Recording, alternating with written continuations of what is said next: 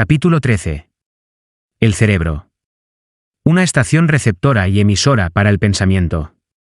El duodécimo PASOHAC y a la riqueza. Hace más de 40 años, el autor, que por entonces trabajaba con el ya fallecido Dr. Alexander Graham Bell y con el Dr. Elmer R. Gates, observó que todo cerebro humano es tanto una estación receptora como emisora para la vibración del pensamiento. De un modo similar al empleado por el principio de la radiodifusión, todo cerebro humano es capaz de captar las vibraciones de pensamiento que están siendo emitidas por otros cerebros. En conexión con la afirmación hecha en el párrafo anterior, comparemos y consideremos la descripción de la imaginación creativa, tal y como ha sido planteada en el capítulo sobre la imaginación. La imaginación creativa es el aparato receptor del cerebro que recibe los pensamientos emitidos por los cerebros de los demás. Funciona como la agencia de comunicación entre la mente consciente o razonadora de la persona y las cuatro fuentes de las que uno puede recibir estímulos de pensamiento. Cuando se ve estimulada, o elevada a un grado más alto de vibración, la mente se hace más receptiva al pensamiento que le llega por medio de las fuentes exteriores. Este proceso de elevación se produce a través de las emociones positivas, o también de las emociones negativas. Las vibraciones del pensamiento se pueden incrementar a través de las emociones. La emoción del sexo encabeza la lista de las emociones humanas, al menos en cuanto a su intensidad y fuerza impulsora se refiere. El cerebro que ha sido estimulado por la emoción del sexo funciona a mucha más velocidad que cuando esa emoción está inactiva o ausente.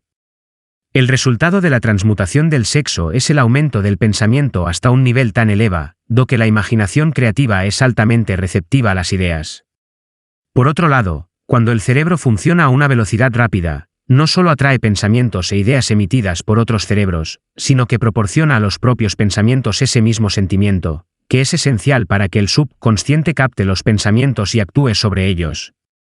El subconsciente es la estación emisora del cerebro a través del cual se emiten vibraciones de pensamiento. La imaginación creativa es el aparato receptor, a través del cual se captan las energías del pensamiento. Las instrucciones descritas en el capítulo sobre la autosugestión le han informado con claridad del método mediante el que se puede transmutar el deseo en su equivalente monetario. El manejo de su estación radiodifusora mental es un procedimiento relativamente sencillo. Solo ha de tener en cuenta 3 principios, que debe aplicar cada vez que desee utilizar su estación radiodifusora: el subconsciente, la imaginación creativa y la autosugestión. Ya hemos descrito los estímulos por medio de los cuales se ponen en acción estos 3 principios. Y debe recordar que el procedimiento empieza con el deseo. Las fuerzas más grandes son intangibles. A lo largo de todo el tiempo transcurrido, el hombre ha dependido en exceso de los sentidos físicos, y ha limitado su conocimiento al de las cosas físicas que podía ver, tocar, pesar y medir. Estamos entrando ahora en la más maravillosa de todas las épocas, que nos enseñará algo de las fuerzas intangibles del mundo que nos rodea. Quizá lleguemos a aprender, a medida que pasamos por esta época, que el otro yo es mucho más poderoso que el yo físico que vemos cuando nos miramos en un espejo. A veces, los hombres hablan con ligereza de lo intangible, de las cosas que no pueden percibir a través de ninguno de sus 5 sentidos, y cuando los oímos hablar, debemos recordar que todos nosotros nos hallamos controlados por fuerzas que son invisibles e intangibles. La totalidad de la humanidad no tiene el poder para enfrentarse con la fuerza intangible existente en las olas del océano, y mucho menos para controlarla. El hombre no posee la capacidad necesaria para comprender la fuerza intangible de la gravedad, que mantiene a este pequeño planeta suspendido en el espacio, e impide que el hombre se caiga de él, y mucho menos comprende el poder que esa fuerza controla.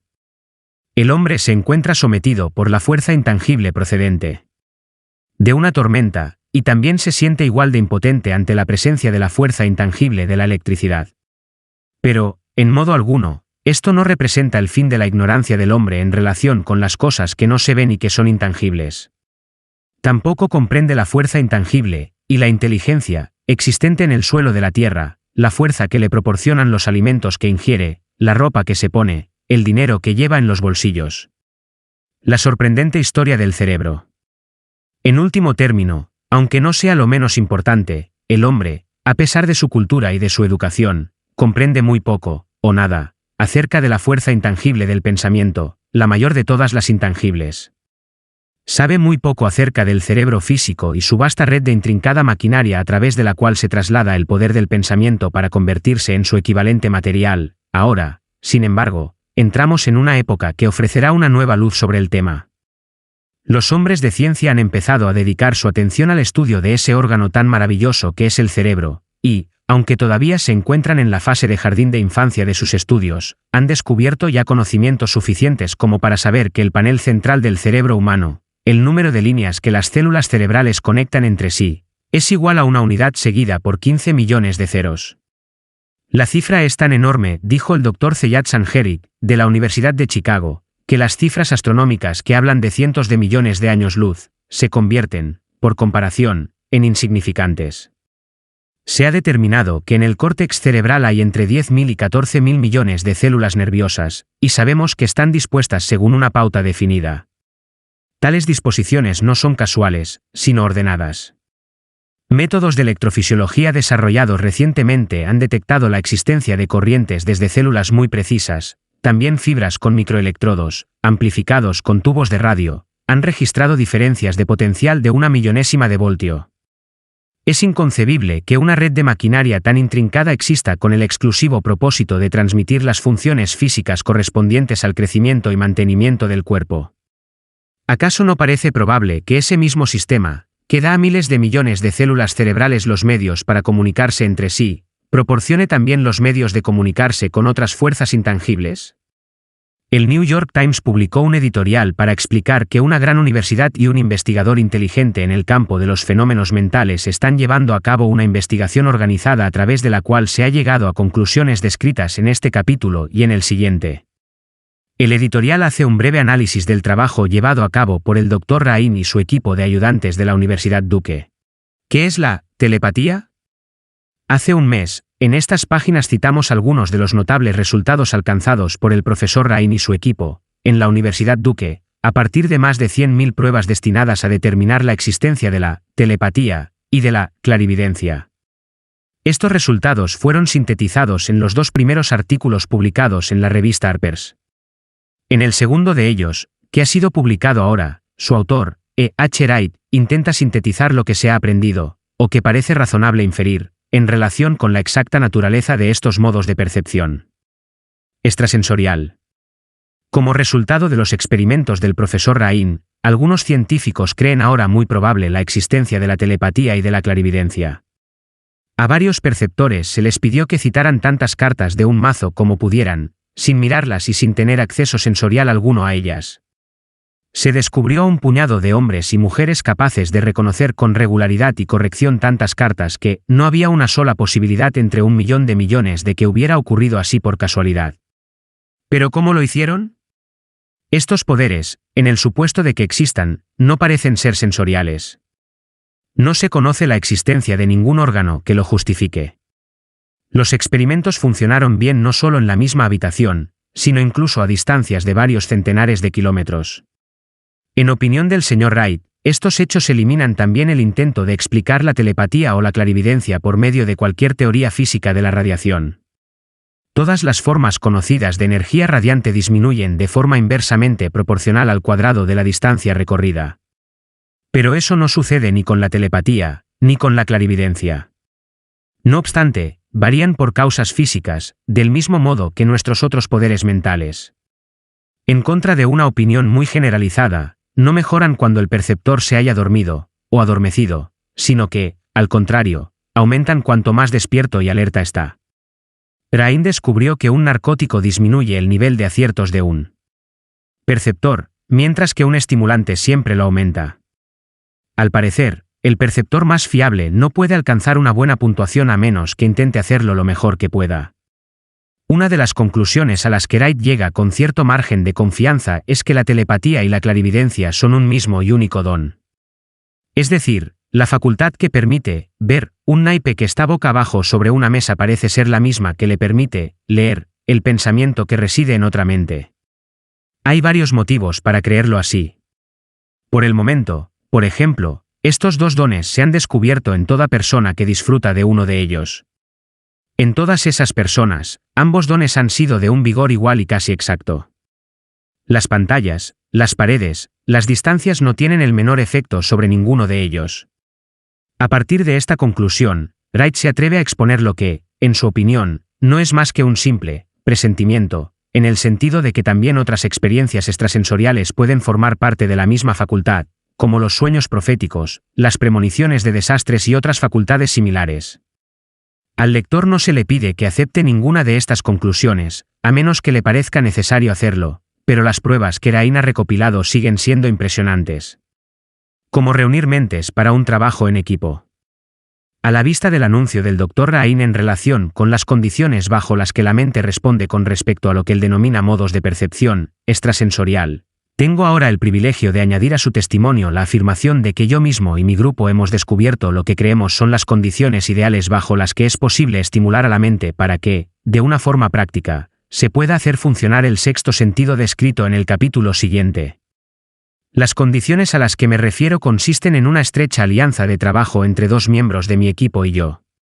Gracias a la experimentación y la práctica hemos descubierto cómo estimular nuestras mentes, mediante la aplicación del principio utilizado en relación con los consejeros invisibles, descritos en el capítulo siguiente, de tal modo que, mediante un proceso de fusión de nuestras tres mentes en una sola, podemos encontrar la solución a una gran variedad de problemas personales presentados por mis clientes.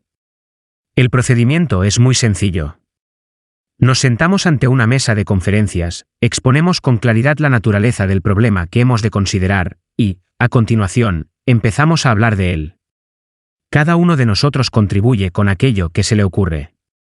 Lo más extraño de este método de estimulación mental es que sitúa a cada uno de los participantes en comunicación con fuentes de conocimiento desconocidas claramente situadas al margen de nuestra propia experiencia.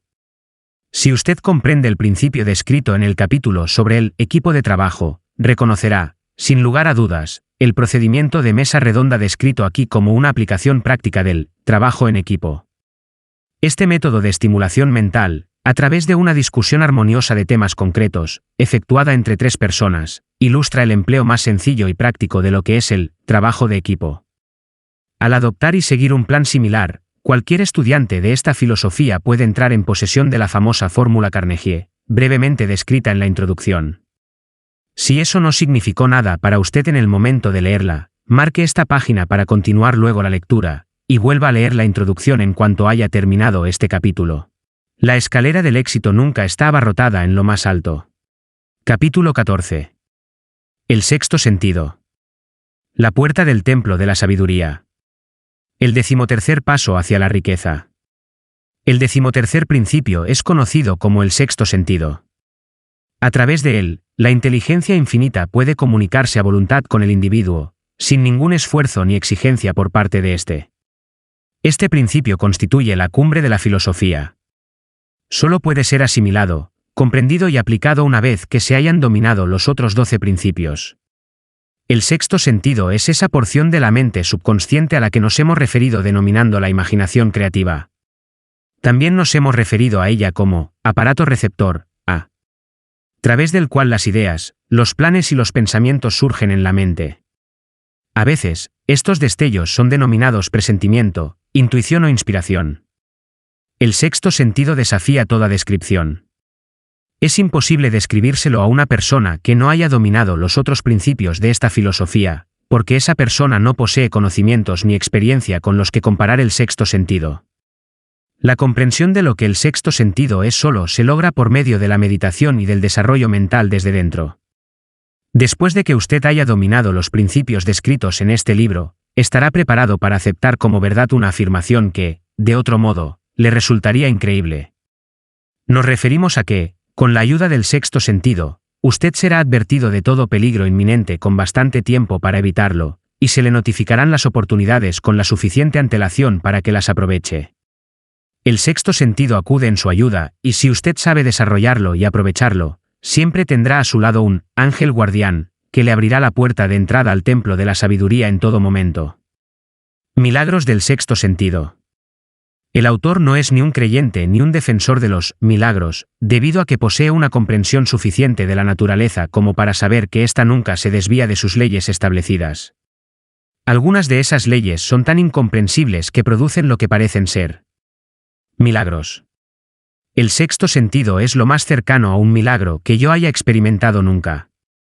Esto es lo que el autor sabe, que existe un poder, o primera causa, o inteligencia, que impregna cada átomo de la materia, y abarca toda unidad de energía perceptible para el hombre, que esa inteligencia infinita convierte la semilla en roble, hace que el agua fluya colina abajo en respuesta a la ley de la gravedad, que el día siga a la noche, y el invierno al verano, cada uno de ellos manteniendo su adecuado lugar y relación con el otro. A través de los principios de esta filosofía podemos inducir a esa inteligencia a que nos ayude en la transmutación de los deseos en formas concretas o materiales. El autor posee este conocimiento porque ha llevado a cabo experimentos con él, y ha sido experimentado por él mismo. Paso a paso, a lo largo de los capítulos precedentes, se le ha conducido a usted hasta este último principio. Si ha dominado cada uno de los principios precedentes, ahora estará preparado para aceptar, sin escepticismo, las grandiosas afirmaciones que aquí se han hecho. Si no ha logrado dominar los otros principios, debe hacerlo antes de poder determinar, definitivamente, si las afirmaciones hechas en este capítulo son hechos o solo ficción. Cuando pasé por el periodo de adoración del héroe, me encontré intentando imitar a aquellos a quienes más admiraba. Es más, descubrí que el elemento de la fe con el que me dotaba para imitar a mis ídolos me proporcionaba una gran capacidad para hacerlo con éxito. Deje que los grandes hombres le den forma a su vida. Nunca me he despojado por completo de este hábito de adorar a los héroes.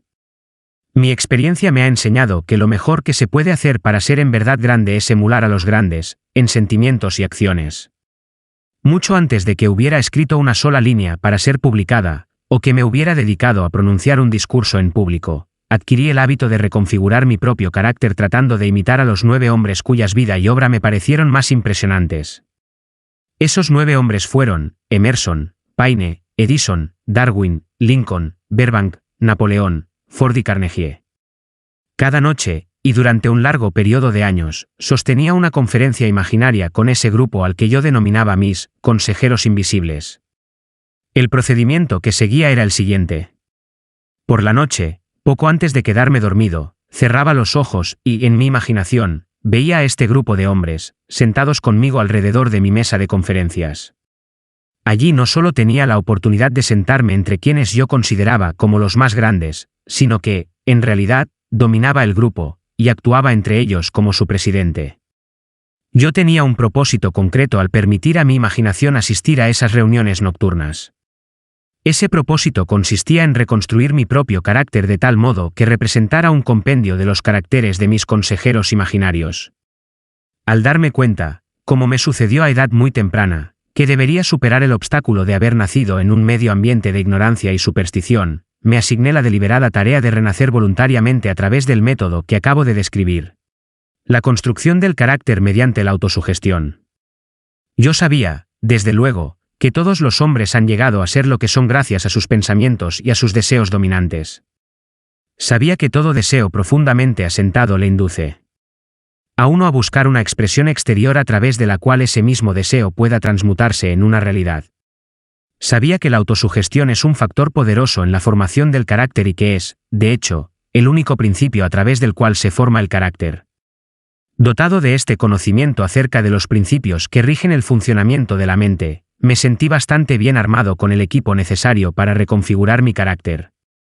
En esas reuniones imaginarias, yo convocaba a los miembros de mi gabinete para que me transmitieran el conocimiento que deseaba adquirir, dirigiéndome a cada uno de ellos con palabras audibles, del siguiente modo.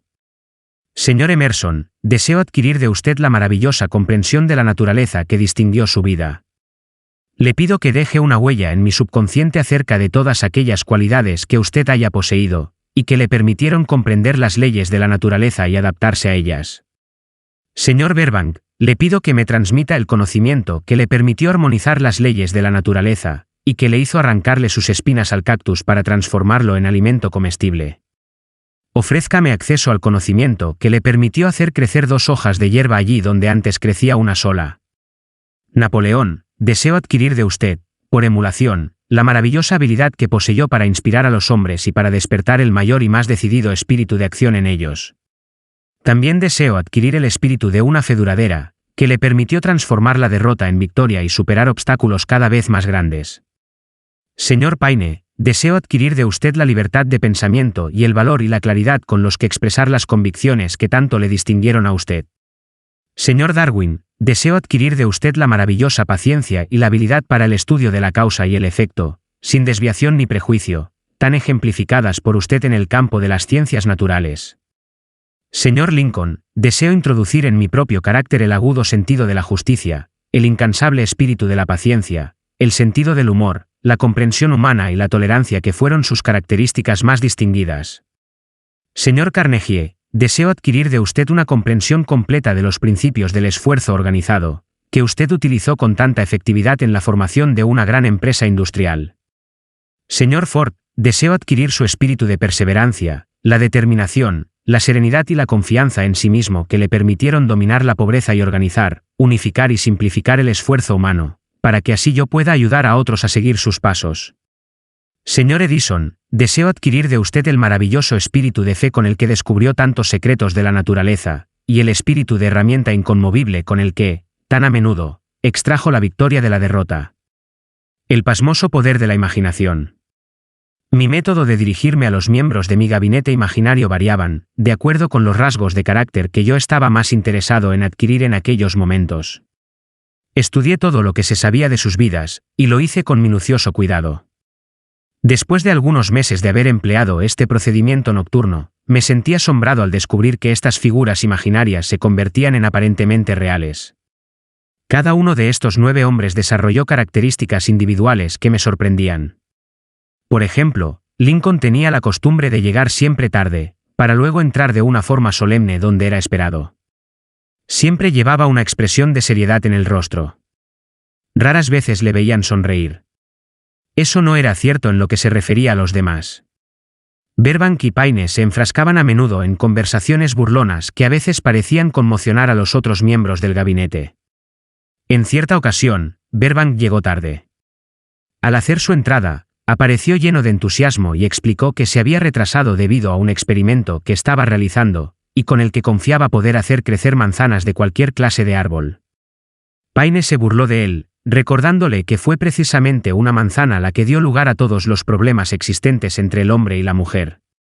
Darwin intervino cordial, y sugirió a Paine que se dedicara a vigilar a las serpientes pequeñas cuando acudiera al bosque en busca de manzanas, puesto que aquellas tenían la costumbre de desarrollarse hasta convertirse en serpientes grandes. Emerson observó: si no hay serpientes, no hay manzanas, a lo que Napoleón afirmó: sin manzanas, no hay Estado. Estas reuniones se hicieron tan realistas que incluso llegué a temer sus consecuencias, y, durante varios meses, dejé de convocarlas con tanta frecuencia.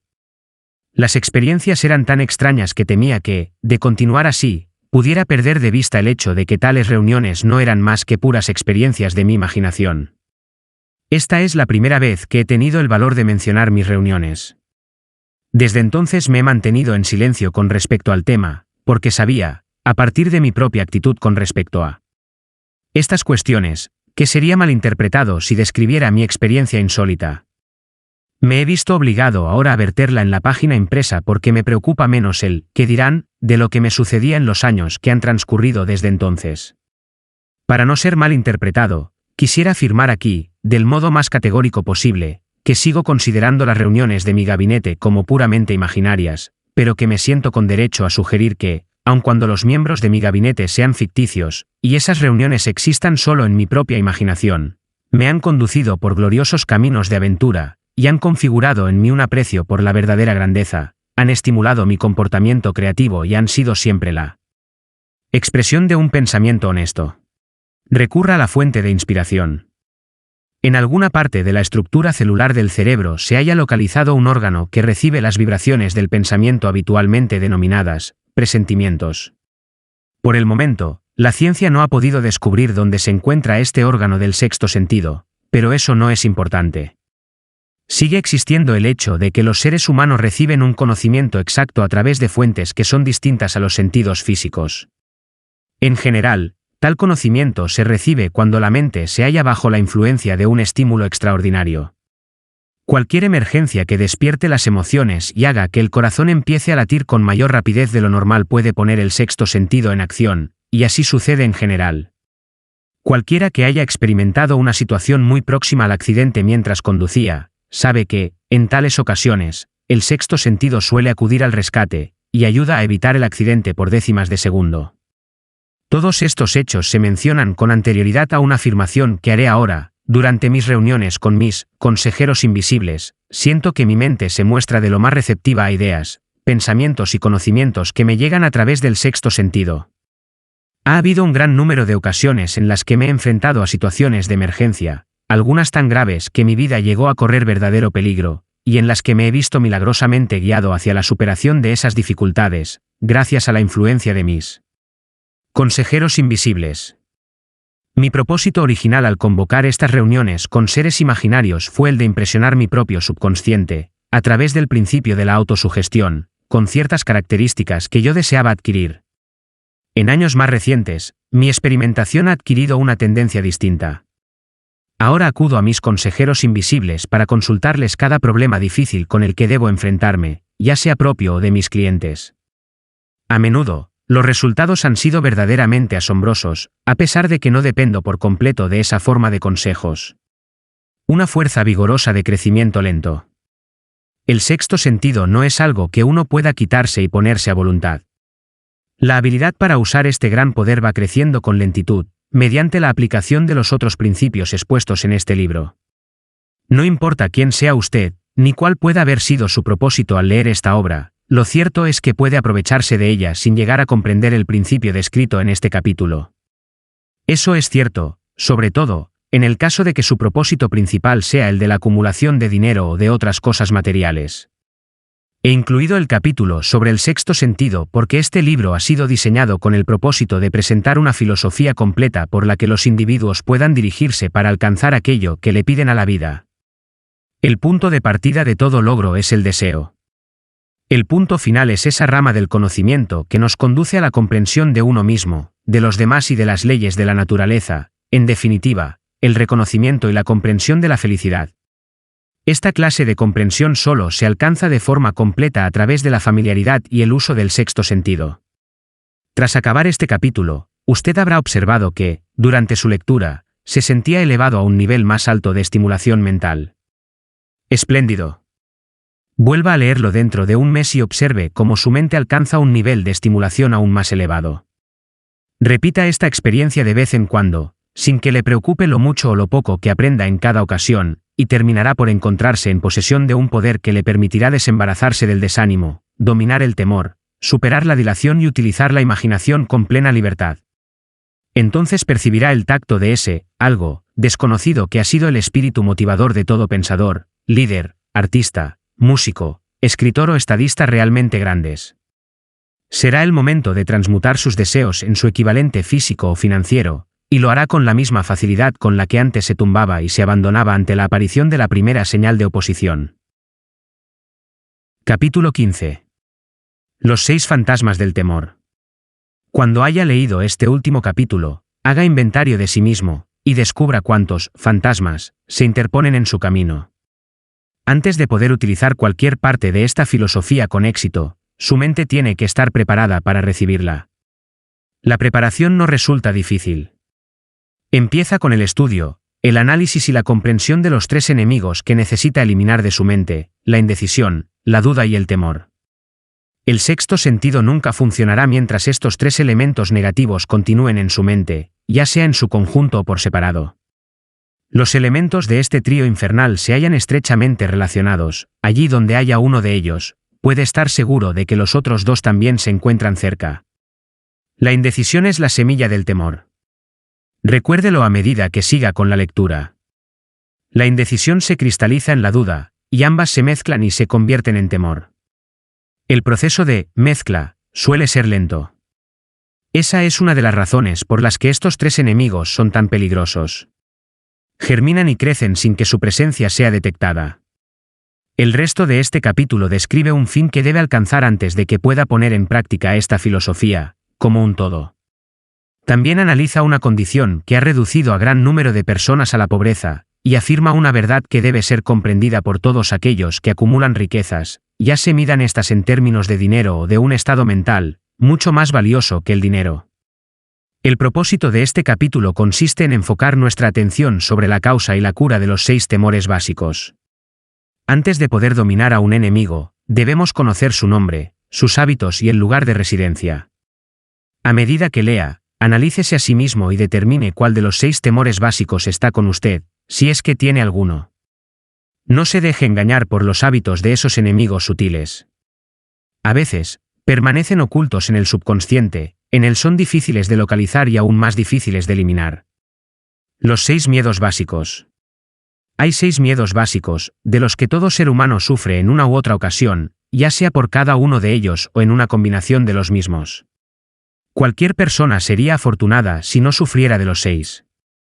Citados por el orden en que suelen aparecer, son: el temor a la pobreza en el fondo de. El temor a la crítica la mayor parte de. El temor a la enfermedad nuestras preocupaciones. El temor a la pérdida del amor de alguien, el temor a la vejez. El temor a la muerte. Todos los demás temores son de menor importancia, todos ellos pueden ser agrupados bajo estos 6 epígrafes.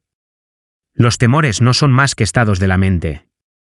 El estado de la mente de cada cual se haya sometido a control y dirección. El hombre no puede crear nada que no haya concebido previamente en forma de un impulso de pensamiento. Tras haber hecho esta afirmación, hay que hacer otra de mayor importancia aún: los impulsos del pensamiento del hombre comienzan a trasladarse de inmediato en su equivalente físico, al margen de que esos pensamientos sean voluntarios o involuntarios. Los impulsos de pensamiento que son captados por simple casualidad, pensamientos emitidos por otras mentes, pueden determinar el destino financiero, empresarial, profesional o social con la misma seguridad que los impulsos de pensamiento que uno mismo crea con intención y diseño. Estamos estableciendo aquí los fundamentos para la presentación de un hecho de gran importancia para quien no comprende por qué algunas personas parecen tener suerte, mientras que otras, de igual cero mayor habilidad, entrenamiento, experiencia y capacidad cerebral, parecen destinadas a soportar la desventura. Ese hecho se explica con la afirmación de que todo ser humano tiene la habilidad de controlar su propia mente por completo, y con ese control, es evidente que cada persona puede abrir su mente a los impulsos de pensamiento emitidos por otros cerebros, o cerrarla a cal y canto y admitir únicamente aquellos impulsos de pensamiento de su propia elección. La naturaleza ha dotado al hombre de un control absoluto sobre una sola cosa, el pensamiento. Esto, unido al hecho adicional de que todo lo que el hombre crea se inicia en la forma de un pensamiento, nos conduce muy cerca del principio mediante el cual podemos llegar a dominar el temor. Si es cierto que todo pensamiento tiene una tendencia a transformarse en su equivalente físico, y eso es cierto, más allá de todo espacio razonable para la duda, también será cierto que los impulsos de pensamiento de temor y de pobreza no pueden traducirse en términos de valor y ganancia financiera. El temor a la pobreza. No puede existir compromiso alguno entre la pobreza y la riqueza. Los dos caminos que conducen a ellas van en direcciones opuestas. Si lo que usted desea son riquezas, tiene que negarse a aceptar cualquier circunstancia que conduzca hacia la pobreza. La palabra riqueza se utiliza aquí en su más amplio sentido, refiriéndonos con ella a los planos espiritual, mental y material. El punto de partida del camino que conduce a la riqueza es el deseo. En el primer capítulo, usted recibió instrucciones completas para el uso adecuado del deseo. En este capítulo sobre el temor encontrará instrucciones completas para preparar a su mente con el propósito de hacer un uso práctico del deseo. Así pues, este es el lugar en el que se le planteará un desafío mediante el que determinará de modo definitivo cuánta de esta filosofía ha absorbido usted. Aquí está el punto en el que puede convertirse en profeta y pronosticar, con exactitud, que le reserva el futuro. Si, después de haber leído este capítulo, usted se haya dispuesto a aceptar la pobreza, será mejor que prepara su mente para recibir pobreza. Se trata de una decisión que usted no puede evitar. Si lo que exige son riquezas, determine en qué forma las recibirá, y cuánto necesitará para sentirse satisfecho. Ya conoce el camino que conduce a la riqueza. Se le ha proporcionado una especie de mapa de carreteras que, si lo sigue, lo mantendrá en la vía adecuada. Si se descuida y no inicia el recorrido del camino, o si se detiene antes de haber llegado, no podrá echarle la culpa a nadie, excepto a usted mismo. Esa responsabilidad es exclusivamente suya. Ninguna justificación le salvará de aceptar la responsabilidad si ahora fracasa o si se niega a exigirle riquezas a la vida, porque la aceptación le exige una sola cosa, la única que usted puede controlar, un estado de la mente. Un estado mental es algo que uno asume. No se puede comprar, sino que ha de ser creado. El temor más destructivo. El temor a la pobreza es un estado mental. Solo eso. Pero es suficiente para destruir las posibilidades de alcanzar los logros deseados en cualquier empresa. Este temor paraliza la facultad de razonamiento, destruye la facultad de la imaginación, elimina la confianza en sí mismo, socava el entusiasmo, desanima la iniciativa, conduce a la incertidumbre de propósito, estimula la dilación, elimina el entusiasmo y convierte el autocontrol en una imposibilidad. Le arrebata a uno el encanto de la personalidad, destruye la posibilidad de pensar con exactitud, distrae la concentración del esfuerzo, domina la perseverancia, reduce la fuerza de voluntad a la nada, destruye la ambición, ensombrece la memoria e invita al fracaso en toda forma concebible. Mata el amor y asesina las emociones más exquisitas del corazón, desanima la amistad e invita al desastre en 100 formas diferentes, conduce al insomnio, la miseria y la infelicidad, y todo ello a pesar de la evidente verdad de que vivimos en un mundo de sobreabundancia de todo aquello que podamos desear, sin nada que se interponga entre nosotros y nuestros deseos, excepto la falta de un propósito definido. El temor a la pobreza es, sin el menor género de dudas, el más destructivo de los 6 temores básicos. Ha sido situado a la cabecera de la lista porque resulta el más difícil de dominar. El temor a la pobreza surge de la tendencia heredada del hombre a devorar a sus semejantes en el plano económico. Casi todos los animales inferiores se ven motivados por el instinto, pero su capacidad para pensar es limitada y, en consecuencia, se devoran físicamente los unos a los otros. El hombre, con su sentido superior de la intuición y capacidad para pensar y razonar, no se come físicamente a su semejante, obtiene mayor satisfacción cuando lo devora financieramente.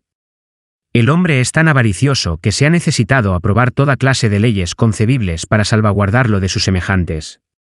Nada produce tanto sufrimiento y humillación al hombre como la pobreza. Solo aquellos que la han experimentado comprenden todo el significado de esta afirmación. Así pues, no es de extrañar que el hombre tema la pobreza. A lo largo de una abundante serie de experiencias heredadas, el hombre ha aprendido que no se puede confiar en algunos de su especie cuando se trata de cuestiones relacionadas con el dinero y con las posesiones terrenales. El hombre experimenta tal avidez por poseer riqueza que está dispuesto a adquirirla de todas las maneras posibles, por medios legales si es posible o por otros si es necesario. El autoanálisis puede poner al descubierto debilidades que a uno no le gustaría reconocer.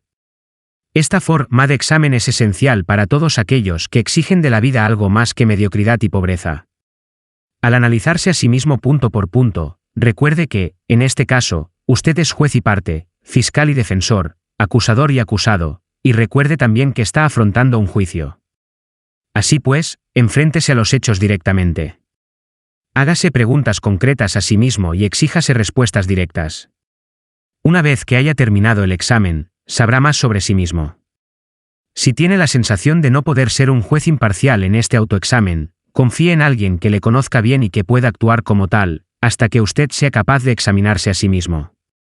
Lo que usted anda buscando es la verdad.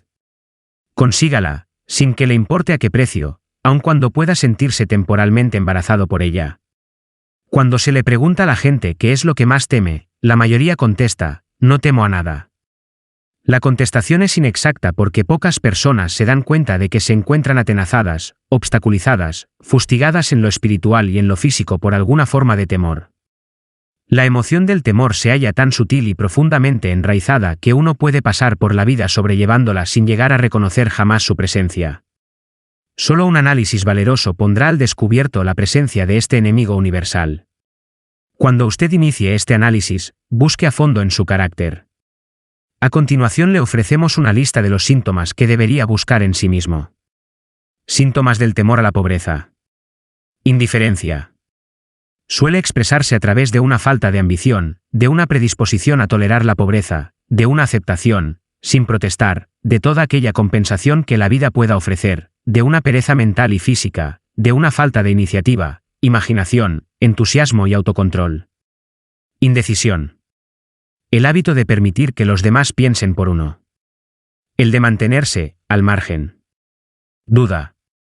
Expresada generalmente por medio de justificaciones y excusas diseñadas para encubrirse, rechazar con explicaciones, o disculpar los propios errores, lo que a veces se expresa en forma de envidia hacia aquellos que han alcanzado el éxito, o bien se los critica. Preocupación. Suele expresarse por el descubrimiento de faltas en los otros, una tendencia a gastar más de los ingresos propios, un descuido del aspecto personal, la burla y el fruncimiento de cejas, la intemperancia en el uso de las bebidas alcohólicas y, a veces, en el uso de narcóticos, nerviosismo, falta de severidad y de autoconciencia. Precaución excesiva. La costumbre de mirar el lado negativo de toda circunstancia, de pensar y hablar de posible fracaso, en lugar de concentrarse en los medios para alcanzar el éxito. Se conocen todos los caminos que conducen al desastre, pero nunca se buscan los planes precisos para evitarlo. Se espera el momento adecuado para empezar a poner en acción ideas y planes, hasta que la espera se transforma en un hábito permanente. Se recuerda a aquellos que han fracasado, y se olvida a los que han tenido éxito. Se ve el agujero del donuts, pero no se ve el donuts. Es el pesimismo, que conduce a la indigestión, al estreñimiento, a la autointoxicación, a la mala respiración y a una mala disposición. Dilación. La costumbre de dejar para mañana aquello que se debería haber hecho el año anterior. Pasarse mucho tiempo buscando justificaciones y excusas para no realizar el trabajo. Este síntoma se halla estrechamente relacionado con el de la precaución excesiva, la duda y la preocupación. La negativa a aceptar la responsabilidad siempre que ésta se pueda evitar. La voluntad de encontrar un compromiso, en lugar de levantarse y luchar a pie firme. El comprometerse con las dificultades, en lugar de dominarlas y utilizarlas como peldaños para seguir subiendo. El intentar conseguir gangas de la vida, en lugar de exigir prosperidad, opulencia, riquezas, satisfacción y felicidad. Planificar lo que se ha de hacer solo cuando se ha producido el fracaso, en lugar de quemar todas las naves y hacer que la retirada sea imposible. La debilidad de la confianza en uno mismo, y, a menudo, la total ausencia de la misma, así como de la definición de propósito, autocontrol, iniciativa, entusiasmo, ambición, frugalidad y una sana habilidad para el razonamiento. El esperar la pobreza, en lugar de exigir la riqueza. El asociarse con aquellos que aceptan la pobreza, y no buscar la compañía de quienes exigen y reciben la riqueza. El dinero habla. Algunos preguntarán, ¿por qué ha escrito un libro sobre el dinero? ¿Por qué medir las riquezas en dólares? Algunos pensarán que hay otras formas de riqueza mucho más deseables que el dinero, y tendrán razón. Sí, hay riquezas que no pueden medirse en términos monetarios, pero millones de personas dirán, dame todo el dinero que necesito, y yo me encargaré de encontrar aquello que deseo. La razón principal por la que he escrito este libro es porque millones de hombres y mujeres se encuentran paralizados por el temor a la pobreza. Lo que esa clase de temor es capaz de hacerle a uno fue muy bien descrito por Westbrook Peglar. El dinero no es más que conchas de almejas, o discos de metal o trozos de papel, y hay tesoros del corazón y del alma que el dinero no puede comprar, pero la mayoría de la gente sin dinero es incapaz de tenerlo en cuenta y sostener su espíritu. Cuando un hombre se encuentra en lo más bajo, está en la calle y es incapaz de conseguir trabajo, a su espíritu le sucede algo que se refleja en la caída de sus hombros, la forma de llevar el sombrero, su modo de caminar y su mirada. No puede escapar a una sensación de inferioridad con respecto a la gente que tiene un empleo seguro, aun cuando sepa que esas personas no son sus iguales en carácter, inteligencia o habilidad. Por su parte, los demás, incluso sus amigos, experimentan una sensación de superioridad y lo consideran una víctima, quizá de una manera inconsciente. Tal vez ese hombre pida prestado durante un tiempo, pero no el suficiente como para continuar con la vida a la que está acostumbrado, y tampoco podrá continuar pidiendo durante mucho tiempo. Pero pedir, aun cuando sea para vivir, es una experiencia deprimente y al dinero así obtenido le falta el poder que el dinero ganado con su propio esfuerzo tiene. Evidentemente, nada de esto se aplica a los zánganos y los pordioseros, sino solo a los hombres con ambiciones normales y que se respetan a sí mismos. Las mujeres que se encuentran en la misma situación son algo diferentes. De algún modo, no las consideramos como personas marginadas. Raras veces viven en la miseria o piden por las calles, y cuando se encuentran entre la gente, no se las reconoce por las mismas señales que identifican a los hombres mendigos. Desde luego, no me refiero a las harapientas de la gran ciudad, que son la parte opuesta de los vagabundos masculinos confirmados. Me refiero a mujeres bastante jóvenes, decentes y con inteligencia. Tiene que haber muchas mujeres así, pero su desesperación no resulta tan evidente. Quizás se suiciden. Cuando un hombre se encuentra sin dinero y desempleado, dispone de tiempo para lamentarse. Es posible que viaje muchos kilómetros para buscar un trabajo y descubra que el puesto ha sido ocupado ya, o que solo se trata de uno de esos puestos sin salario fijo, con solo una comisión sobre las ventas de algún cachivache inútil que nadie compraría, excepto por piedad. El hombre vuelve a encontrarse en la calle, sin un sitio al que ir, excepto a cualquier parte. Así que camina, y camina. Contempla los escaparates de las tiendas, observa lujos que no son para él, se siente inferior y deja paso a otras personas que se detienen a mirar con un interés activo. Deambula por la estación, y entra en la biblioteca para descansar los pies y calentarse un poco, pero eso no es lo mismo que buscar un trabajo, de modo que no tarda en reanudar la marcha. Es posible que no lo sepa, pero su falta de objetivo le delatará aunque las líneas de su figura no lo hagan. Es posible que vaya bien vestido, con las ropas que le quedaron de cuando tenía un trabajo estable, pero esas ropas no sirven para ocultar su caída. Ve a miles de otras personas a su alrededor, todas ellas ocupadas con sus trabajos, y las envidia desde lo más profundo de su alma. Todas tienen su independencia, su autorrespeto y su orgullo, y él no puede convencerse a sí mismo de que también es un buen hombre, por mucho que reflexione y llegue a un veredicto favorable hora tras hora. Precisamente el dinero es lo que establece esta diferencia en él. Con un poco de dinero, volvería a ser el mismo. El temor a la crítica. Nadie puede afirmar con exactitud cómo llegó el hombre a experimentar este temor, pero lo cierto es que lo experimenta, y de una forma muy desarrollada. Este autor atribuye el temor básico a la crítica a esa parte de la naturaleza heredada del hombre que lo induce no solo a arrebatar los bienes y mercancías de sus semejantes, sino también a justificar su acción mediante la crítica del carácter de los demás. Es un hecho bien conocido que un ladrón critica al hombre al que ha robado, que los políticos que buscan un puesto no despliegan sus propias virtudes y sus calificaciones, sino que intentan desmerecer a sus oponentes. Los astutos fabricantes de ropa no han sido lentos a la hora de capitalizar este temor básico por la crítica, con el que toda la humanidad ha sido maldecida. Cada temporada cambian los estilos de numerosos artículos. ¿Quién establece los estilos? Desde luego no es la persona que compra la ropa, sino el fabricante. ¿Por qué éste cambia los estilos con tanta frecuencia? La respuesta es evidente: para vender más ropa. Por la misma razón, el fabricante de automóviles cambia todas las temporadas los modelos de sus vehículos. Nadie quiere conducir un automóvil que no sea de los últimos salidos de fábrica. Hemos descrito la forma en que la gente se comporta bajo la influencia del temor a la crítica, tal y como se aplica a las pequeñas y mezquinas cosas de la vida. Examinemos ahora el comportamiento humano cuando ese temor afecta a las personas en relación con acontecimientos más importantes de las relaciones humanas.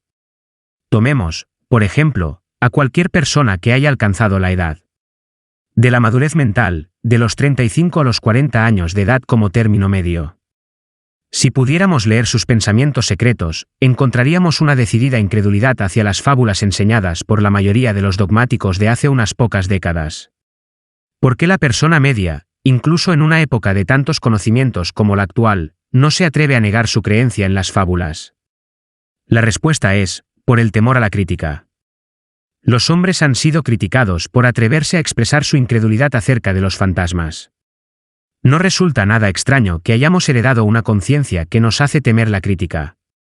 No hace mucho tiempo, en el pasado, la crítica comportaba severos castigos, y aún los acarrea en algunos países. El temor a la crítica priva al hombre de su iniciativa, destruye su poder de imaginación, limita su individualidad, le quita la confianza en sí mismo, y daña de 100 formas diferentes. Los padres, a menudo, hacen un daño irreparable a sus hijos cuando los critican. La madre de uno de mis compañeros de infancia solía castigarlo casi a diario con un palmetazo, completando la acción con la siguiente afirmación: terminarás en la cárcel antes de que cumplas los 20 años. A la edad de 17 años fue enviado a un reformatorio. La crítica es la clase de servicio que le sobra a todo el mundo. Todos tenemos una buena reserva de crítica gratuita que entregar, tanto si se nos pide como si no. A menudo, los parientes más cercanos son los que peor ofenden.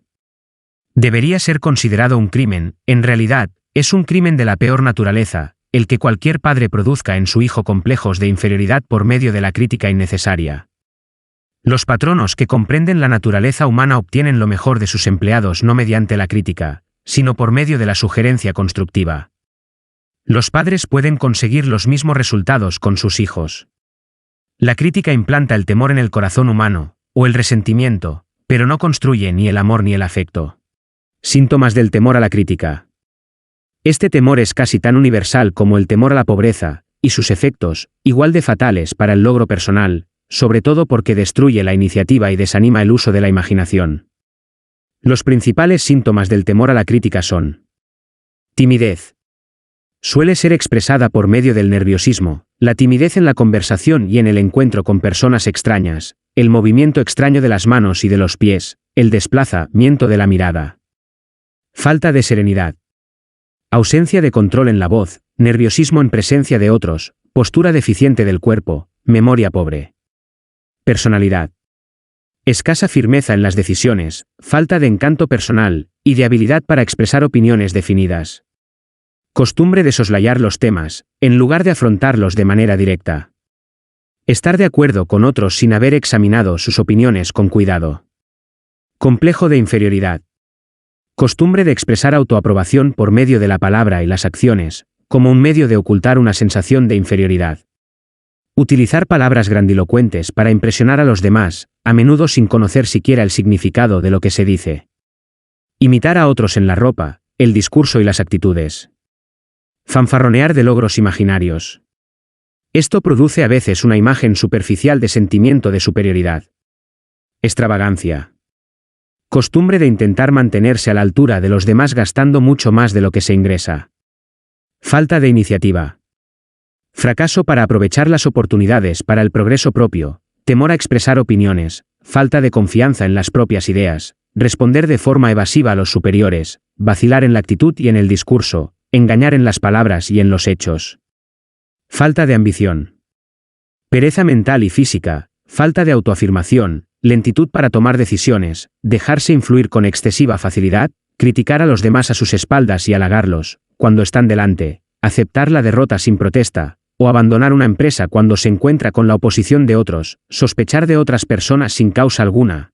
Falta de tacto en la actitud y el discurso, no estar dispuesto a aceptar la responsabilidad de los propios errores. El temor a la enfermedad. Este temor tiene sus orígenes en la herencia, tanto física como social. Sus orígenes están estrechamente asociados con las causas del temor a la vejez y a la muerte, porque le conduce a uno al borde de mundos terribles, de los que el hombre no sabe nada, pero acerca de los cuales se le han contado historias inquietantes. También existe la opinión generalizada de que ciertas personas poco éticas se han embarcado en el negocio de vender salud, por el método de hacer temer a la enfermedad. El temor del hombre a la enfermedad procede de las terribles imágenes que se han implantado en su mente acerca de lo que puede suceder si la muerte le llega. También la teme por la carga económica que puede representar. Un destacado médico estimó que el 75% de los pacientes sufre de hipocondría, enfermedad imaginaria. Se ha demostrado, del modo más convincente posible, que el temor a la enfermedad, aun cuando no exista la menor causa, suele producir los síntomas físicos de la enfermedad temida. La mente humana es muy poderosa.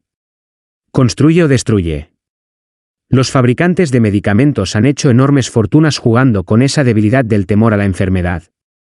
Esta forma de imposición sobre una humanidad crédula llegó a ser tan predominante hace una década, que la revista Colliers emprendió una campaña contra los peores ofensores en el negocio de los medicamentos patentados. A través de una serie de experimentos llevados a cabo hace algunos años, se demostró que la gente puede enfermar por sugestión.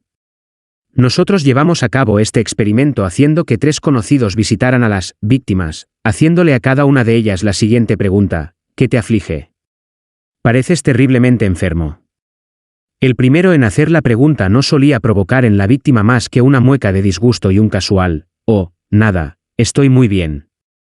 El segundo solía encontrarse con la siguiente respuesta: «No lo sé con exactitud, pero me encuentro mal». La víctima admitía ante el tercero que se encontraba enferma. Si lo duda, intente hacer lo mismo con un conocido, pero no lleve el experimento demasiado lejos.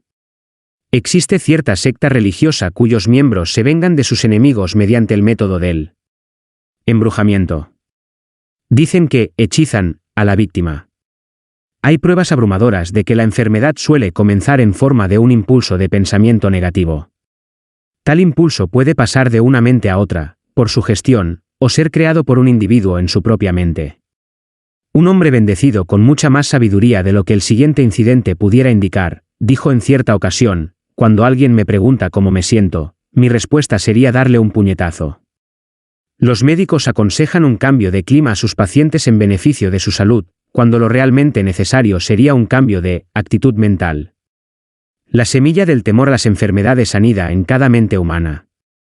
La preocupación, el temor, el desánimo, la desilusión en el amor y el fracaso en los negocios permiten que esta semilla germine y crezca.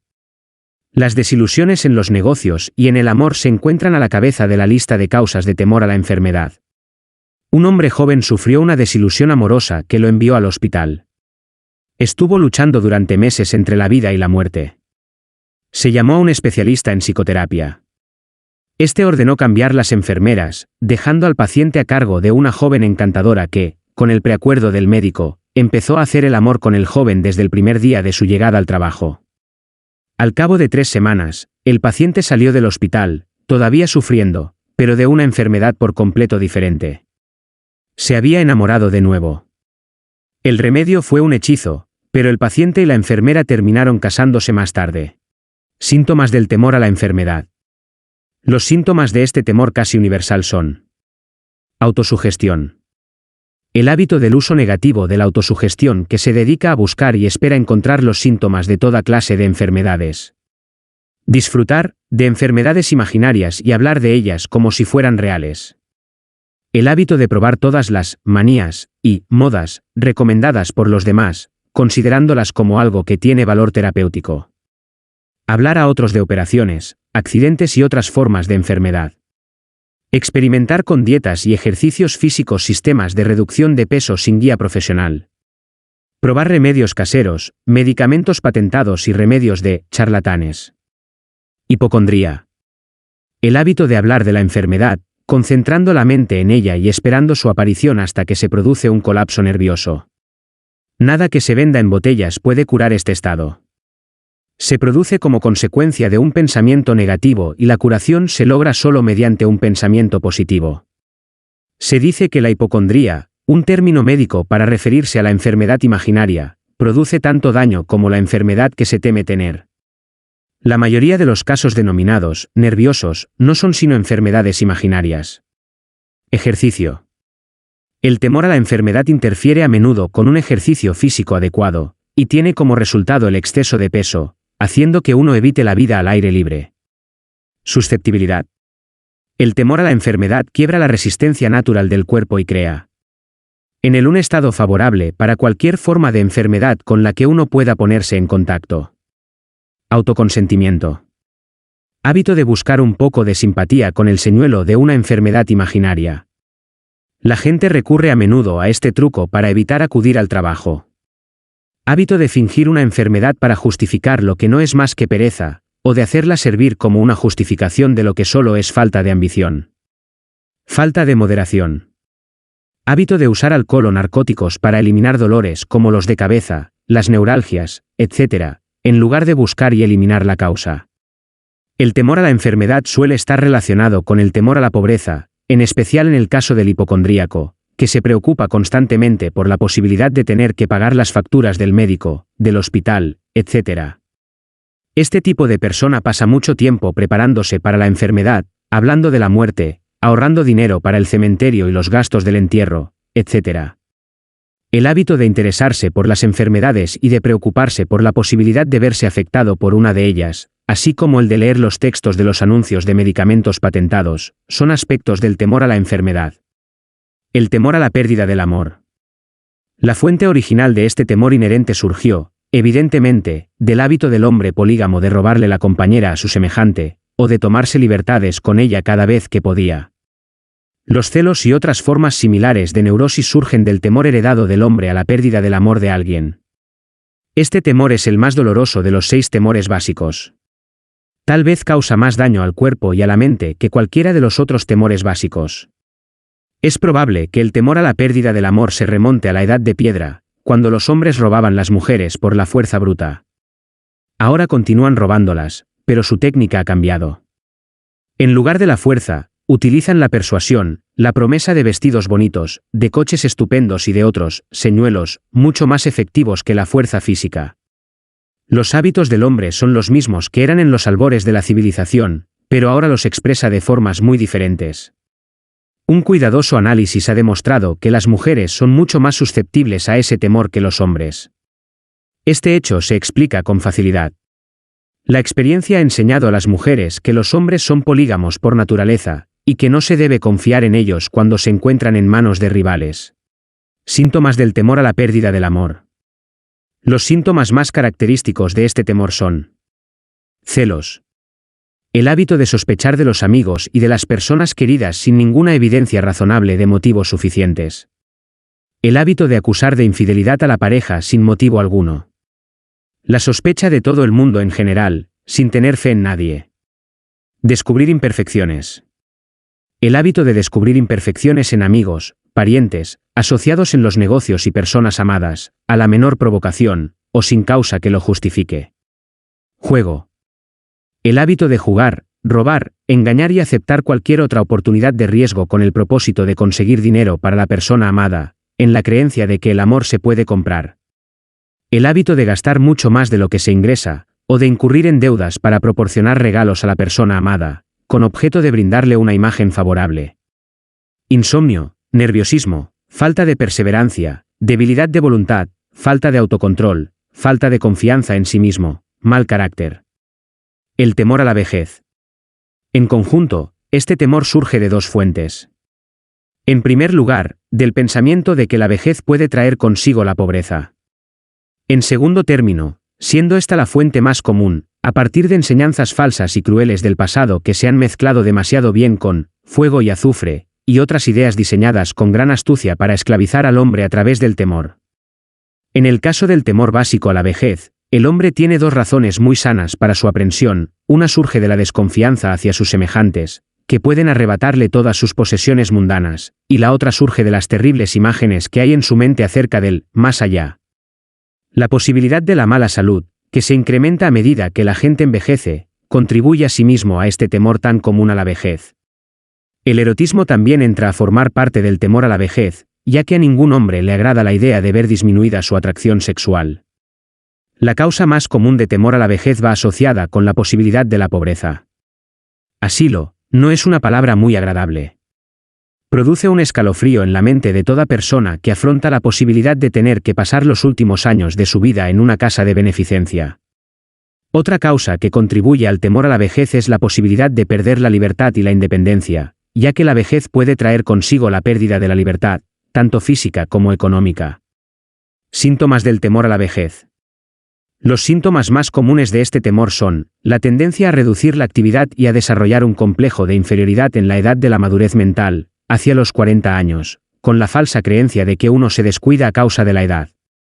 La verdad es que los años más útiles del hombre, tanto mental como físico, son los comprendidos entre los 40 y los 60. El hábito de hablar de uno mismo como pidiendo disculpas por ser viejo, solo porque se han alcanzado los 40 o 50 años, en lugar de darle la vuelta a esa regla y expresar gratitud por haber alcanzado la edad de la sabiduría y la comprensión. El hábito de matar la iniciativa, la imaginación y la confianza en sí mismo al creer falsamente que se es demasiado viejo para ejercer esas cualidades. La costumbre de la persona de 40 años que se viste con el propósito de intentar aparecer más joven, y que actúa con las formas afectadas de los jóvenes, inspirando con ello el ridículo, tanto en los amigos como en los extraños. El temor a la muerte. Para algunos, este es el más cruel de todos los temores básicos. La razón resulta evidente. En la mayoría de los casos, es posible achacar al fanatismo religioso los terribles dolores de miedo asociados con el pensamiento de la muerte. Los llamados paganos temen menos a la muerte que los más civilizados. El hombre se ha planteado durante miles de años las mismas preguntas que aún no ha podido contestar acerca del ¿de dónde? Y ¿hacia dónde? ¿De dónde proceso y hacia dónde voy?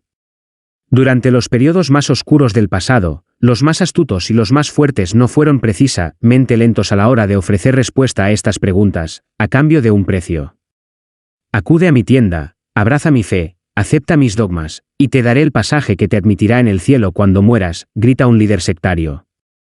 Permanece fuera de mi tienda y puede que el diablo se apodere de ti y te queme por toda la eternidad. El pensamiento del castigo eterno destruye el interés por la vida y hace imposible la felicidad. Aunque el líder religioso no sea capaz de proporcionar un salvoconducto hacia el cielo, ni la falta de él permita al desgraciado descender al infierno, la posibilidad de esto último parece tan terrible, que el simple pensamiento se apodera de la imaginación de una forma tan realista que paraliza la razón, e instala el temor a la muerte en nuestra mente. El temor a la muerte no es ahora tan común como lo fue en la época en que no existían grandes universidades. Los hombres de ciencia han derramado el foco de la verdad sobre el mundo, y esa verdad está liberando rápidamente a los hombres de este terrible temor a la muerte. Aquellos que asisten a las universidades no se dejan impresionar ya fácilmente por el fuego y el azufre. Con la ayuda de la biología, la astronomía, la geología y otras ciencias afines, se han ido disipando los temores que se apoderaron de las mentes de los hombres en otras épocas más oscuras. El mundo entero está compuesto de solo dos cosas, energía y materia. En la física elemental aprendemos que ni la materia ni la energía, las únicas dos realidades conocidas por el hombre, pueden ser creadas ni destruidas. Tanto la materia como la energía pueden ser transformadas, pero ninguna de ellas destruida. Si la vida es alguna cosa, es energía. Si es imposible destruir la energía y la materia, resulta evidente que tampoco se puede destruir la vida. Esta, como cualquier otra forma de energía, puede pasar por distintos procesos de transición o de cambio, pero nunca se puede destruir. La muerte no es más que una transición. Si la muerte no es simple cambio, o una transición, en tal caso, nada existe después de ella, excepto un largo y eterno sueño pacífico, y el sueño no es algo a lo que haya que temer. Así pues, usted puede eliminar para siempre el temor a la muerte. Síntomas del temor a la muerte. Los síntomas generales de este temor son: la costumbre de pensar en la muerte, antes que en obtener lo máximo de la vida. Ello se debe, en general, a la falta de propósito, o a la falta de una ocupación adecuada. Este temor predomina más entre las personas de edad avanzada, pero, a veces, las personas más jóvenes son las víctimas del mismo.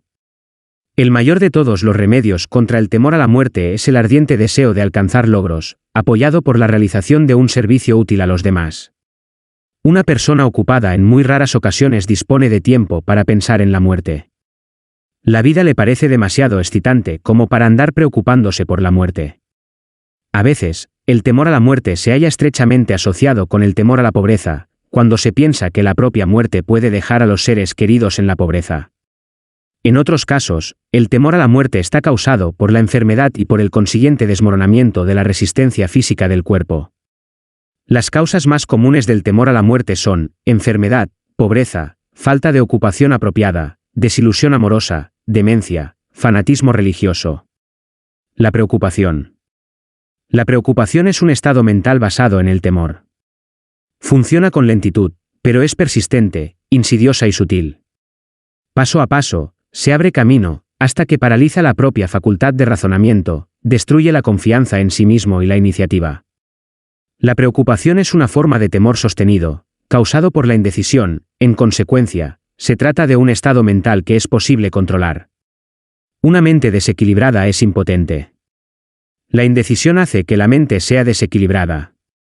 A la mayoría de los individuos le falta fuerza de voluntad para tomar decisiones con prontitud, y para mantenerlas con firmeza una vez las han tomado. No nos preocupamos por las condiciones cuando hemos tomado una decisión para seguir una determinada línea de acción. En cierta ocasión entrevisté a un hombre que iba a ser electrocutado 2 horas más tarde. El condenado era el más tranquilo de las 8 personas que estaban con él en la celda de la muerte. Su tranquilidad me indujo a preguntarle cómo se sentía al saber que iba a pasar a la eternidad en tan breve espacio de tiempo. Me dirigió una sonrisa de confianza, y contestó: me siento muy bien. Solo tienes que pensar, hermano, que todos mis problemas habrán terminado dentro de poco. Durante toda mi vida, solo he tenido problemas. Siempre me ha resultado muy difícil conseguir alimento y ropa. Dentro de poco, ya no necesitaré nada de eso. Me he sentido muy bien desde que supe con seguridad que iba a morir. Entonces, me preparé mentalmente para aceptar mi destino con buen espíritu. Al tiempo que hablaba, devoraba una cena de unas proporciones suficientes para 3 hombres, comiendo cada bocado de alimento que se le traía, al parecer, disfrutándolo tanto como si no le esperara ningún desastre. La decisión daba una resignación a ese hombre ante su destino. La decisión también puede prevenir la aceptación de circunstancias no deseadas. A través de la indecisión, los 6 temores básicos se transforman en un estado de preocupación. Suprima para siempre el temor a la muerte, tomando la decisión de aceptarla como un acontecimiento inevitable. Elimine el temor a la pobreza adoptando la decisión de conseguir todas aquellas riquezas que pueda acumular sin preocupación. Aplaste el cuello del temor a la crítica decidiendo no preocuparse por lo que la gente piense, haga o diga. Elimine el temor a la vejez tomando la decisión de aceptarla, no como un obstáculo, sino como una gran bendición que lleva consigo la sabiduría, el autocontrol y la comprensión que no se conocen en la juventud. Libérese del temor a la enfermedad adoptando la decisión de olvidarse de los síntomas. Domine el temor a la pérdida del amor decidiendo salir adelante sin amor, si eso llegara a ser necesario. Mate la costumbre de la preocupación, en todas sus formas, tomando la decisión general de que no hay nada en la vida por lo que valga la pena preocuparse. Con esta decisión alcanzará serenidad, paz mental y claridad de pensamiento, todo lo cual le producirá felicidad. Un hombre cuya mente está llena de temor no solo destruye sus propias posibilidades de acción inteligente, sino que transmite estas vibraciones destructivas a las mentes de todos aquellos que entran en contacto con él, y con eso también destruye sus posibilidades. Incluso un perro o un caballo sabe cuando le falta valor a su amo, es más, un perro o un caballo captará las vibraciones de temor que su amo emite, y se comportará de acuerdo con ellas. Mucho más abajo en la línea de inteligencia del reino animal, uno se encuentra con esa misma capacidad para captar las vibraciones del temor. El desastre del pensamiento negativo. Las vibraciones del temor pasan de una mente a otra con la misma rapidez y seguridad con que el sonido de la voz humana pasa de la emisora de radio al receptor. La persona que expresa los pensamientos negativos, los destructivos mediante las palabras puede estar casi segura de experimentar los resultados de esas mismas palabras en forma de retrocesos destructivos. La emisión de impulsos de pensamiento destructivo también produce, por sí sola, sin ayuda de las palabras, un retroceso, que se pone de manifiesto en muchas formas. En primer lugar, y quizás esto sea lo más importante a recordar, la persona que emite pensamientos de naturaleza destructiva tiene que sufrir un grave daño como consecuencia del desmoronamiento de la facultad de la imaginación creativa. En segundo término, la presencia de cualquier emoción destructiva en la mente desarrolla una personalidad negativa que repele a los demás, y que, a menudo, los convierte en antagonistas. La tercera fuente de daño para la persona que tiene pensamientos negativos que los emite radica en el hecho significativo de que esos impulsos de pensamiento no solo son nocivos para los demás, sino que impregnan el subconsciente de la misma persona que los emite, y terminan por llegar a formar parte de su propio carácter. Su empresa en la vida es, presumiblemente, alcanzar el éxito. Para conseguirlo, debe encontrar la paz mental, adquirir los materiales necesarios para la vida, y por encima de todo, alcanzar la felicidad. Todas estas evidencias de éxito empiezan en forma de impulsos de pensamiento. Usted puede controlar su propia mente, dispone usted del poder para alimentarla con aquellos impulsos de pensamiento que prefiera. Con este privilegio también va la responsabilidad de utilizarlos de forma constructiva. Usted es el dueño de su propio destino terrenal, de la misma forma que tiene el poder para controlar sus propios pensamientos. Usted es capaz de influir, dirigir y controlar su propio ambiente, haciendo que su vida sea aquello que usted desea, o bien puede descuidar el ejercicio de ese privilegio, que es exclusivamente suyo, para que su vida se encuentre sometida, y por lo tanto, a merced de las circunstancias, que le arrojarán de un lado a otro, como si fuera una tabla a merced de las olas del océano. El taller del diablo. Además de los 6 temores básicos, hay otro mal del que la gente suele sufrir. Constituye un terreno abonado en el que las semillas del fracaso crecen en abundancia. Es algo tan sutil que, con frecuencia, ni siquiera se detecta su presencia. Esta aflicción no puede clasificarse como un temor. Es algo que se haya enraizado más profundamente y que, a menudo, resulta más funesto que los 6 temores básicos. A falta de un nombre mejor, denominemos a este mal susceptibilidad a las influencias negativas. Los hombres que acumulan grandes riquezas se protegen siempre contra él. Aquel que se ve afectado por la pobreza nunca lo hace. Los que tienen éxito en cualquier actividad han de preparar sus mentes para resistirse a este mal. Si usted está leyendo esta filosofía con el propósito de acumular riquezas, debe examinarse a sí mismo con sumo cuidado, para determinar si es usted susceptible a las influencias negativas. Si descuida este autoanálisis, habrá renunciado a su derecho a alcanzar el objeto de sus deseos. Haga que su autoanálisis sea investigador. Después de haber leído las preguntas preparadas para llevarlo a cabo, aténgase a un estricto recuento de sus respuestas. Ponga manos a la obra con toda la atención posible, como si emprendiera la búsqueda de cualquier otro enemigo del que supiera que está esperándole para tenderle una emboscada, y enfréntese a sus propias faltas, tal y como haría con un enemigo más tangible. Puede protegerse con facilidad contra los salteadores de caminos, ya que la ley ofrece cooperación organizada en beneficio de usted, pero tenga en cuenta que este, séptimo mal básico, es mucho más difícil de dominar, porque suele golpear cuando usted no es consciente de su presencia, tanto si usted duerme como si está despierto.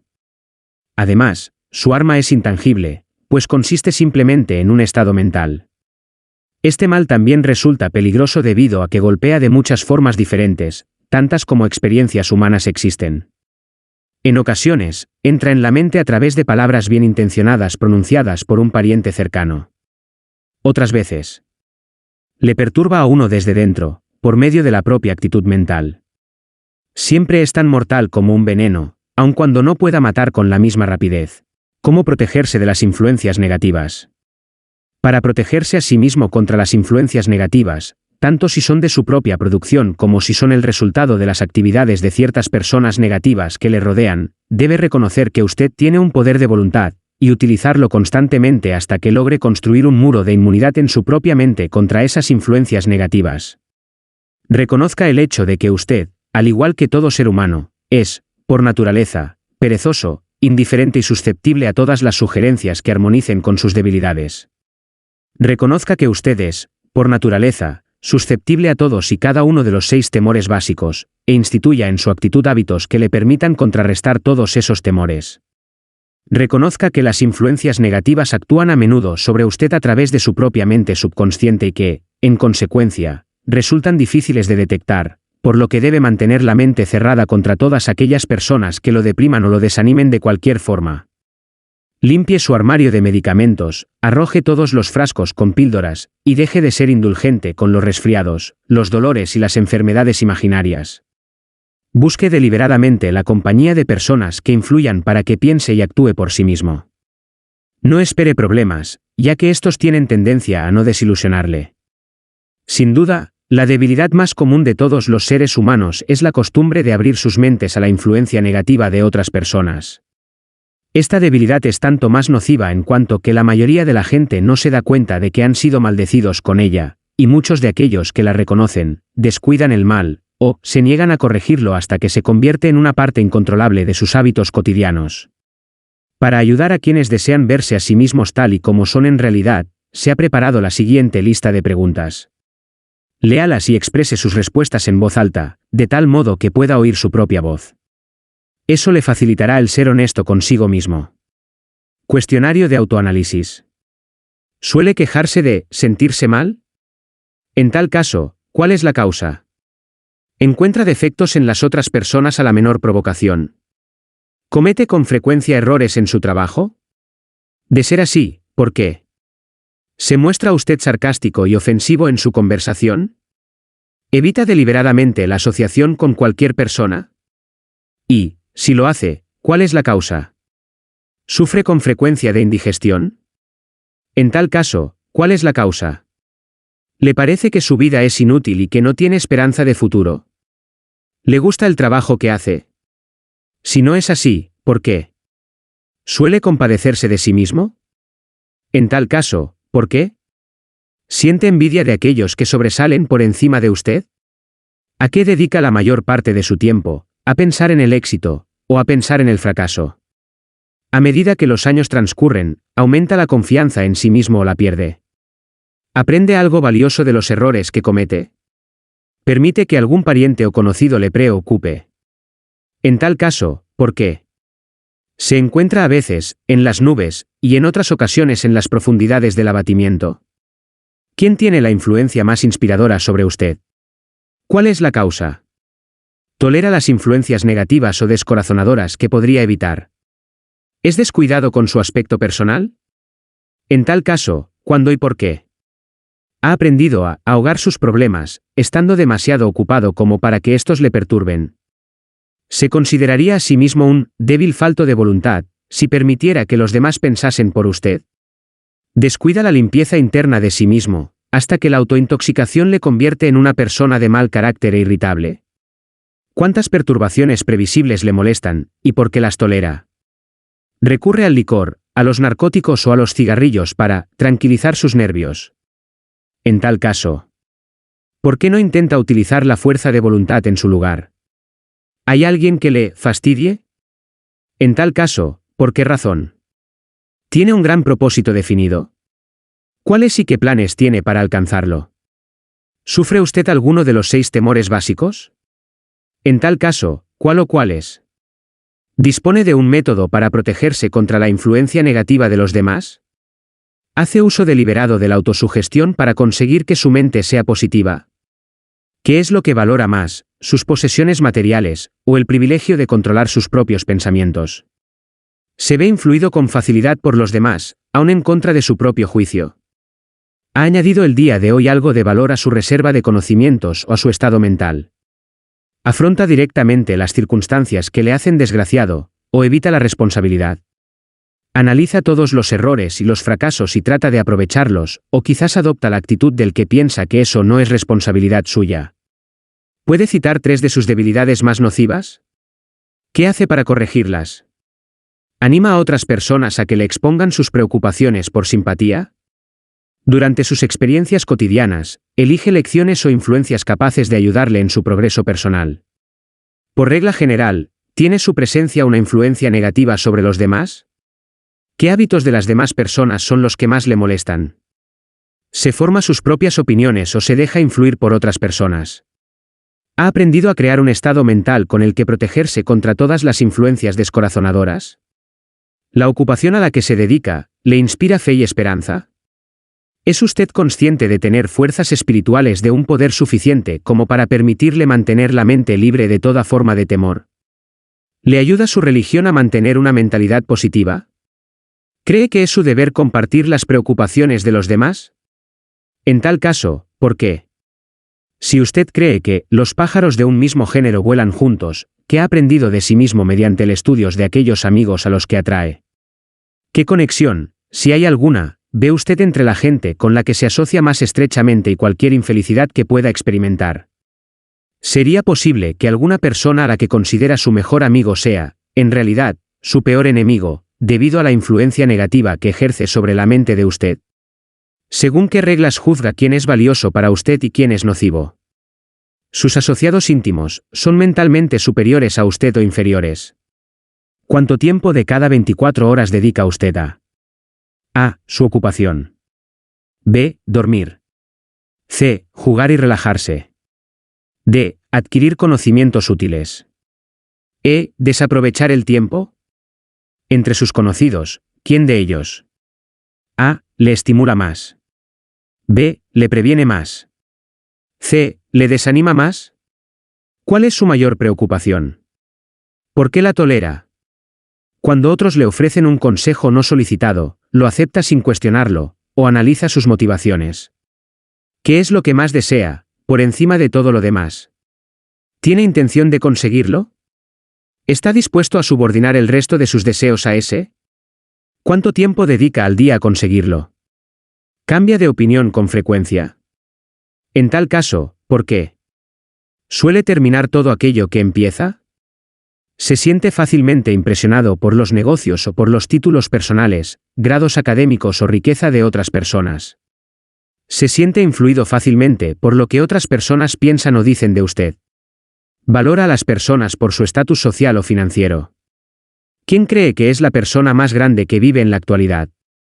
¿En qué aspecto considera que esa persona es superior a usted? ¿Cuánto tiempo ha dedicado a estudiar y contestar a todas estas preguntas? Al menos se necesita un día para llevar a cabo el análisis y dar contestación a todas las preguntas de la lista. Si ha contestado a todas estas preguntas con sinceridad, sabe más acerca de sí mismo que la mayoría de las personas. Estudie las preguntas con sumo cuidado, vuelva a revisarlas una vez a la semana durante varios meses, y asómbrese ante la cantidad de conocimiento adicional de gran valor que habrá adquirido sobre sí mismo por el simple método de contestar con honradez a estas preguntas. Si no se siente seguro en lo que se refiere a las respuestas a algunas preguntas, busque el consejo de quienes le conozcan bien, en especial de aquellos que no tienen motivo alguno para halagarlo, y véase a sí mismo a través de sus ojos. La experiencia le resultará asombrosa. La única cosa sobre la que usted tiene control absoluto. Usted dispone de un control absoluto sobre una única cosa, sus pensamientos. Se trata del hecho más significativo e inspirador de todos los conocidos por el hombre. Refleja la naturaleza divina del hombre. Esta prerrogativa divina es el único medio de que usted dispone para controlar su destino. Si no logra controlar su mente, puede estar seguro de que no logrará controlar nada más. Si tiene que ser descuidado en lo que se refiere a sus posesiones, deje que sea en relación con las cosas materiales. Su mente es su posesión espiritual. Protéjala y utilícela con todo el cuidado al que tendría derecho la realeza divina. Para ese propósito se le dio la fuerza de voluntad. Por desgracia, no existe protección legal contra aquellos que, ya sea a propósito o por ignorancia, envenenan las mentes de los demás mediante la sugestión negativa. Esta forma de destrucción debería ser punible, y con duros castigos legales, porque puede destruir, como sucede a menudo, las oportunidades de la persona para adquirir cosas materiales que están protegidas por la ley. Hombres con mentes negativas trataron de convencer a Thomas Edison de que no podría construir una máquina que registrara y reprodujera la voz humana, porque, dijeron, nunca antes nadie ha producido una máquina igual. Edison no les creyó. Sabía que la mente era capaz de producir cualquier cosa que la propia mente pudiera concebir y creer, y ese conocimiento fue lo que elevó al gran Edison por encima del rebaño común. Hombres con mentes negativas le dijeron a F.W. Woolworth que se arruinaría si trataba de dirigir una tienda sobre la base de ventas de artículos a 5 y 10 centavos. Woolworth se negó a creerles. Sabía que podía hacer cualquier cosa, dentro de lo razonable, si apoyaba sus planes con la fe. Ejerció su derecho a descartar de su mente las sugerencias negativas de los demás, y acumuló una fortuna de más de $100 millones. Personas de mentalidad dubitativa se burlaron cuando Henry Ford probó su primer automóvil, toscamente fabricado, en las calles de Detroit. Algunos afirmaron que aquel artefacto jamás sería práctico. Otros dijeron que nadie pagaría un céntimo por aquel cacharro. Ford replicó: llenaré la tierra con vehículos que dependerán del motor. Y lo hizo. En beneficio de aquellos que buscan grandes riquezas, recordemos que, prácticamente, la única diferencia existente entre Henry Ford y una gran mayoría de trabajadores es la siguiente: Ford tenía una mente y la controlaba. Los demás tienen mentes que ni siquiera intentan controlar. El control mental es el resultado de la autodisciplina y el hábito. O usted controla su mente, o ésta le controla a usted. No hay compromisos ni términos medios. El método más práctico de todos para controlar la propia mente es el hábito de mantenerla ocupada con un propósito definido, apoyado por un plan concreto. Estudie todo aquello que se sepa sobre cualquier hombre que haya alcanzado un éxito notable, y observará que ese hombre tiene control sobre su propia mente, que ejercita ese control y que lo dirige hacia la obtención de objetivos definidos. Sin la existencia de ese control, el éxito no es posible. 55 excusas famosas del viejo sí. Las personas que no alcanzan el éxito tienen un rasgo característico común. Conocen todas las razones que explican el fracaso, y disponen de lo que consideran que son toda clase de justificaciones para explicar su propia falta de logros.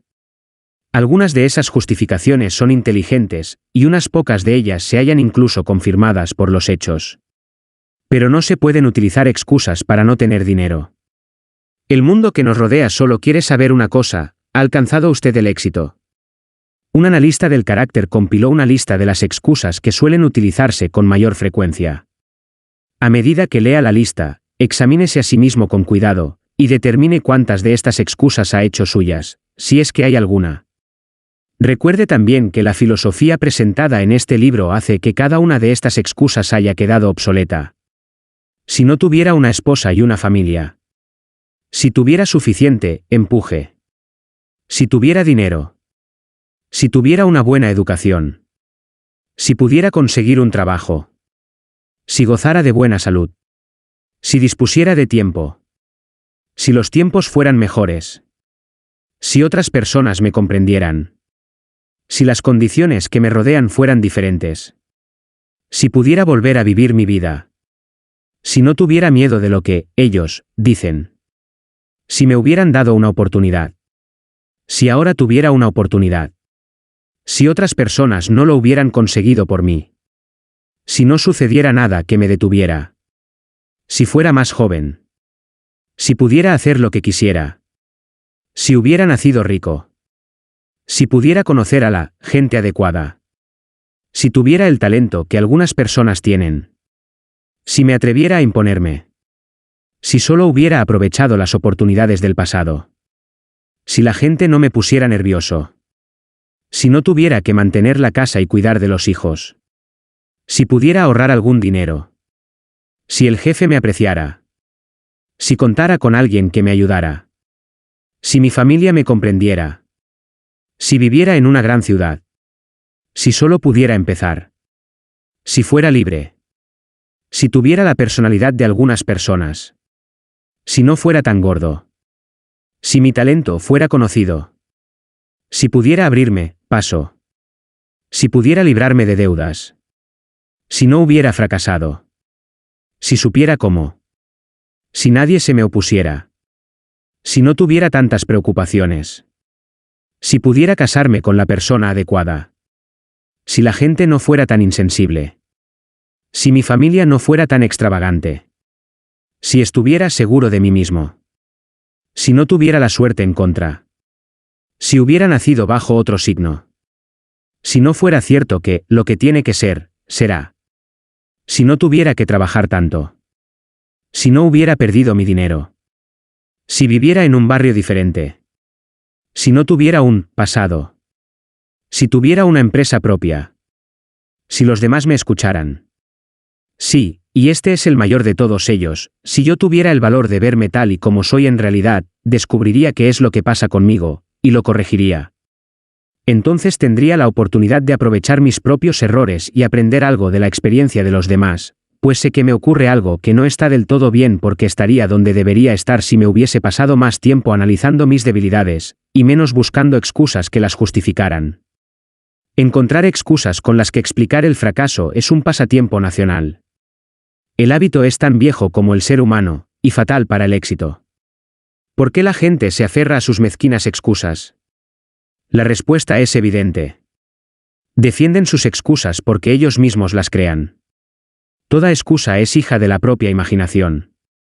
Y está en la naturaleza del hombre defender lo que es producto del propio cerebro. Encontrar excusas es un hábito profundamente arraigado. Los hábitos son difíciles de romper, sobre todo cuando ofrecen una justificación para algo que hemos hecho.